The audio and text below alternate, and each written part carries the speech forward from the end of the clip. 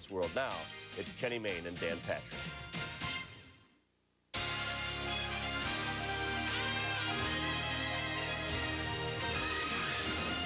Get a good seat for this Memorial Day edition of SportsCenter. You never know who you're going to end up next to. Michael, he's always memorable.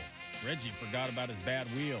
It's all a matter of jostling for position of who could influence the refs the most. Round 2 of a goaltending battle to remember. Who would blink first? 3 RBIs. There it goes. Number 25. Big Mac is seeing the baseball real well. Red Sox fans remember what once was, and A's fans do too. Barry was re-energized even after last night's long one. Pistol Pete tries to forget about past Paris horror trips. The Yankees would have to think hard to remember many losses. We'll give time to those who deserve it and to those who'd rather forget about it. We've got a firm grip on the show. They have lost their minds. He has a handle on his emotions. You like to show emotions, but you can sure feel it. We have a show to show.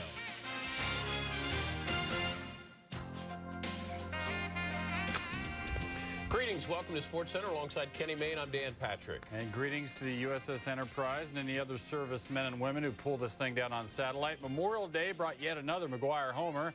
It was a record or something, and it was down to the wire hoops in Indiana. And I will attempt to set up what Kenny is talking about. It sounds like an ideal promotion for the Pacer fans. Come and get your Reggie watch and keep track of Miller time. Even though a sprained ankle had the Indiana guard listed as day-to-day, the Bulls knew that come game time, Miller would take a licking and keep on ticking. To Market Square for Game 4, Reggie testing the ankle in warm-up said he didn't feel too bad, but it showed its effects early. He didn't score until the second quarter. In the first, Michael Jordan drives and gets swatted by Rick Smits. Smits will then catch Jordan above the eye with his finger. No foul called. Michael cut. He does bleed. And he does need stitches as he goes to the locker room. Meanwhile, time winding down first quarter. Dennis Rodman wanting to say hello to former teammate Isaiah Thomas and the rest of the NBC announcers. Isaac. Rodman needing to be helped out of Isaiah's lap. Michael would return sporting a bandage above his right eye and then ready to go to work. Guarded by Derek McKee. Gets some separation and buries it. And then Michael the pull-up for 3 that touches nothing but the bottom of the net. And then Michael again. 13 second quarter points. Chicago led by as many as 12. But here comes Reggie. He said he had problems cutting and trying to separate from Ron Harper. Things looking bad until Mark Jackson hits a 3. Pacers down 6 at halftime. Fourth quarter, Pacers down 8. Reggie gets it inside to Rick Smits. Rick Smits had a monster game over Luke Longley. The former Red Fox had 26. Just over 4 minutes to go. Pacers down 2. And maybe the biggest shot up until that point, Derek McKee. Indiana has the lead. Bulls up 1. 6 seconds to go. Scottie Pippen comes up with the ball and is fouled. During the scrum, Ron Harper pulls Miller into the Bulls bench. Miller retaliates with a shove. More problems may arise for Indiana. Jalen Rose leaves the bench during the fight. Larry Bird said he was checking into the game. David Stern and Rod Thorne may have something to say about that. Pippen at the line to shoot free throws. Derek McKee whispering some sweet nothings. He misses the first. Bulls still up 1. Pippen misses the second. Ball goes out of bounds, and initially it was called a jump ball. Look at it again because the call would be overturned. The replay looks like Derek McKee may have touched it last. Regardless, the Pacers have the ball and a chance to take the lead. 2.9 seconds to go. It's Reggie. Good. Oh, the ankle doesn't seem to hurt now. Watch Reggie give Michael a friendly shove, free himself up to take the shot. Pacers take the lead. He looked. He looked. He lobs to Jordan. He got it off. It rimmed out. It rimmed out. It rimmed out. It rimmed out. It hit the board. It spun out. And it's 2-2. Unbelievable.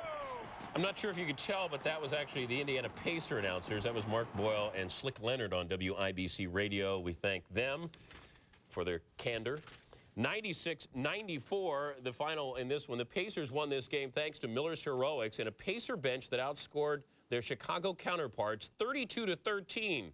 Jordan scored 28 in the game, but only 4 of the 28 in the final period. The series resumes Wednesday night in Chicago. Following the game, Reggie spoke about his emotional day. Shouldn't have been out there. You know, when I first got here and got all the treatment, I felt pretty good. When I ran out for warm-ups and was trying to warm up, I was like, I'm kidding myself out here. You still got to come to Chicago. Utah, Indiana, they still got to come to Chicago. I don't care what happens today, I don't care what happened in the other series. You know, still got to come to Chicago. All the pressure was on us coming back home for these 2 games. And you guys are ripping us and killing us. Let's see what you guys write now. Write something bad about them for once.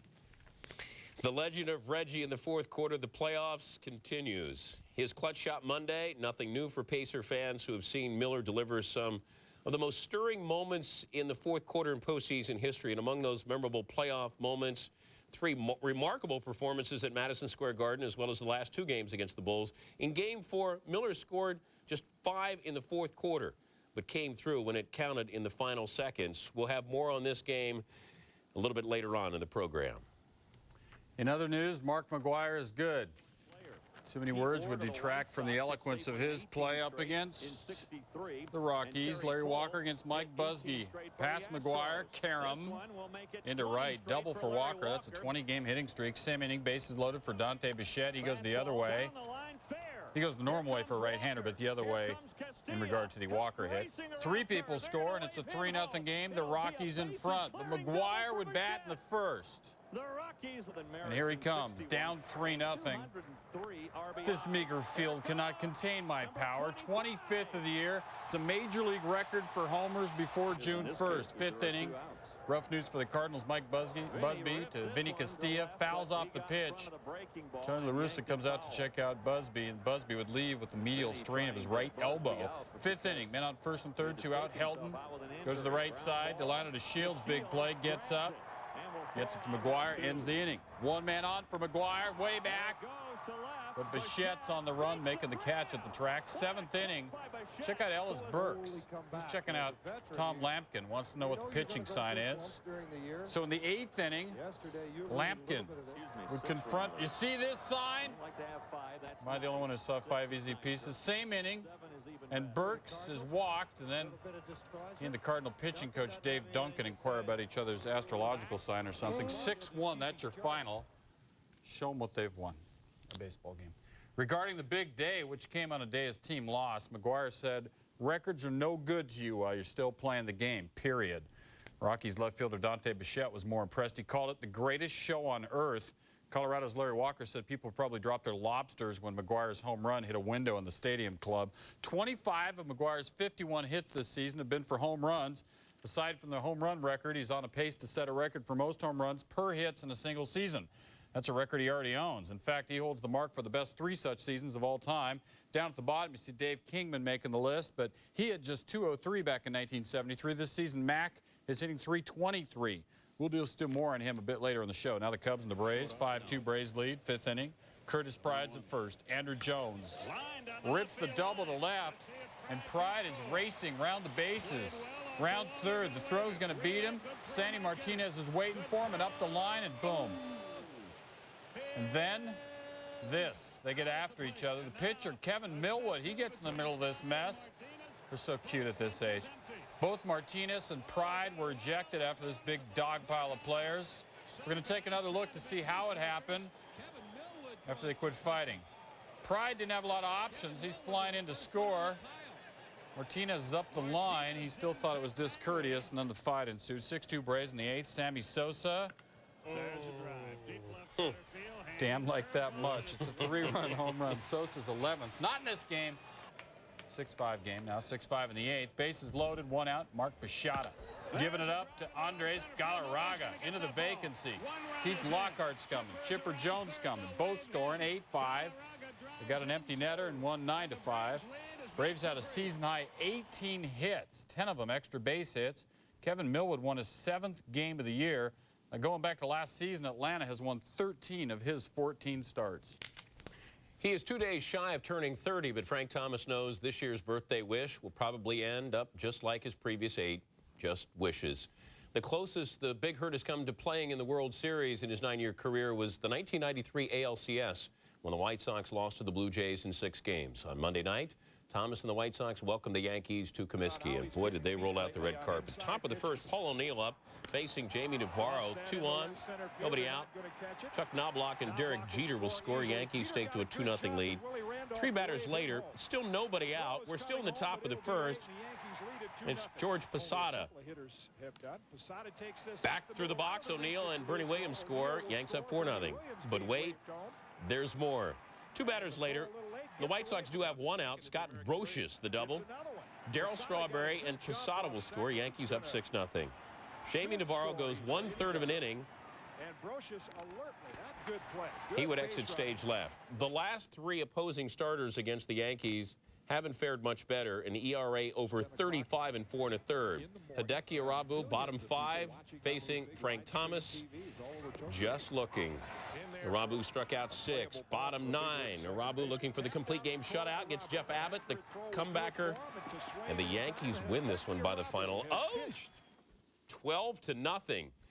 Boo-Boo, as he's known to his teammates, pitched his first Major League complete game, lowered his ERA to a Major League best 1.13. The Yankees have outscored their last 3 opponents 38-7.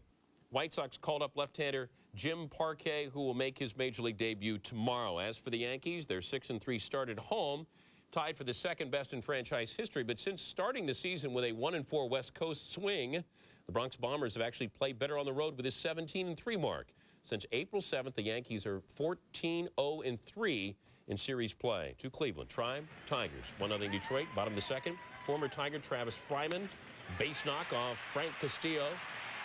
Brings in Manny Ramirez, and we're tied at 1. Indians, a little frustrated. Charles Nagy not happy with the pitch location. And a good craftsman never blames his tools. Kenny Lofton, the pop-up, slams his bat. Jim Tomei not pleased, striking out with runners in scoring position. Mike Hargrove gathers the troops and says, ready, break. First pitch after the meeting, Manny Ramirez has just left the building. Number 8 for Manning, we're tied at 2. Bottom of the 6th, Buddy Bell watches as his son David doubles to right center, scoring Brian Giles and Fryman, giving the Indians a 4-2 lead in the 6th. It was 5-2 Cleveland in the 7th when Damian Easley comes calling, and I think he's gone. Sitting dead red on a Charles Nagy fastball, 1 of 2 homers for Easley, giving him 14. Same inning. 2 on, 1 out. Debbie Cruz, Omar Vizquel, smooth double play.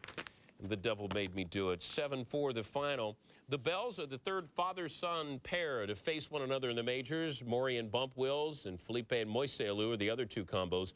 14 of Charles Nagy's 95 career wins have come courtesy of the Tigers. If what Dominic Hasek pulled off in the regular season wasn't a fluke, then it was an oddity he hadn't shut out a playoff opponent in his first 9 tries this year. It was the Capitals' misfortune then to meet up with him in his 10th game, which was a shutout. Worst news is that shutouts in 10% of his games is well below what he did this season. Game 2, as seen on ESPN. Dominic Hasek, 1.81 goals against average. Trying to shut him out again. There's the president. We're told the first time a sitting president has attended an NHL game. Cap struggling here. Peter Bondra, the injured ankle, having some trouble, and Coach Ron Wilson displeased. The Caps 1 for 15 on their power plays, their last 15 power plays anyway. Final minute of the first period. Dixon Ward puts it on net. Vaclav Varada bangs it home, 1-0 the Sabres. Second period, Adam Oates to Richard Zednik. He's alone, but Hasek won't have it. Final minutes of the second. Alexei Zednik. He's cheating. He's holding on Peter Bondra. Now the waning seconds of the second period. Caps on the power play. Phil Housley on net. Bondra tips it in. His 3rd goal of the playoffs. We're tied at 1 apiece. Hasek, he doesn't think much of this. He wants the officials to check it out, but Kerry Fraser is adamant about it. 3rd period, tied at 1. Hasek out to meet the puck. Bondra slams him down, and then Hasek throws his glove after him. Missed. Hasek goes after him. He wants a penalty called. We'll listen as Kerry Fraser explains the ruling. In fact, you'll listen in 1 second. I want the goaltender as well for throwing his glove. Your goaltender's going to get an unsportsmanlike conduct penalty for firing his glove at him. Meanwhile, Commissioner Gary Bettman explains to the president there is no more pizza. Late third period, 57 seconds left, 2-1 Washington. Matthew Barnaby, the puck centered. Essa taking it, tips it back in. Wrong way. Barnaby gets credit, his sixth. Second time in the playoffs, Tinkinen's done that. Overtime. Andrew Nikolishyn to Todd Krieger. He gets the goal, and the Caps get a win, 3-2 in OT to even this series. Hasek had entered the game unbeaten in 18 overtime games this season. The win was the Capitals' first ever in a conference finals. Now, about the president, he was quoted, actually said it on ESPN. He said it's much more exciting in person than on television. No offense to ESPN, but he then later dissed the Jimmy Houston bass fishing show.